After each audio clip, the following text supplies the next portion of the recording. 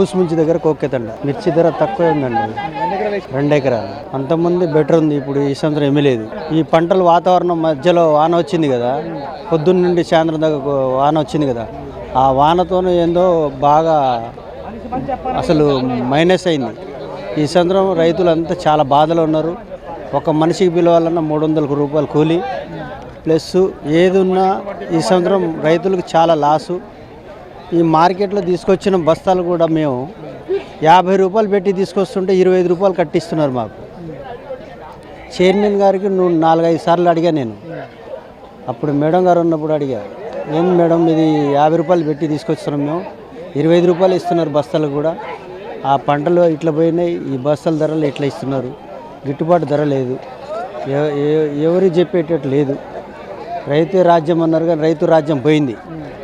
కేంద్ర ప్రభుత్వం మరి ఏది ఆదుకునేది ఏదండి? ఇది రేటు సరే, కేంద్ర ప్రభుత్వం అన్నారు, మరి రేట్ ఏది?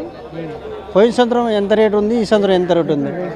పోయినసారి 18, 20, 19 దాకా నడిచింది. ఇప్పుడు 13,000, 13,500, 14 నుంచి కిందనే. ఇక ఏది అసలు? ఈ తెల్ల మిర్చి ఇప్పుడు ఎంత 6,000, 7,000 అడుగుతున్నారు. అప్పుడు ఎంత రేటు ఉంది? అప్పుడు మంచిగా ఉంది, ఇప్పుడు రేటు తగ్గింది.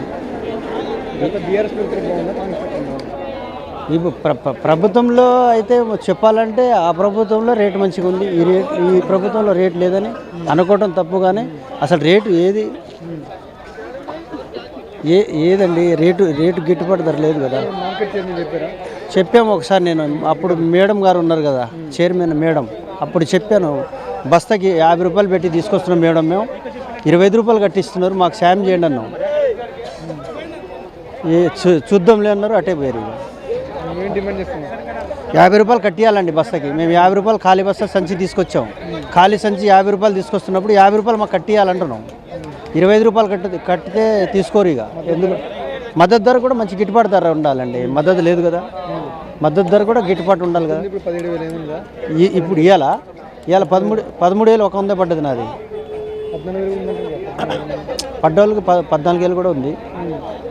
13,100 పడ్డది మంది.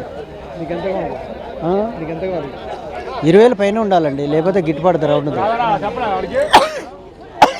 20 పైన ఉంటేనే గిట్టుబాటు ధర, కానీ లోపల ఉంటే గిట్టుబాటు ధర ఉండదు. రైతులకు బాధలే సమస్య. ఈ సంవత్సరం చాలా బాధలు.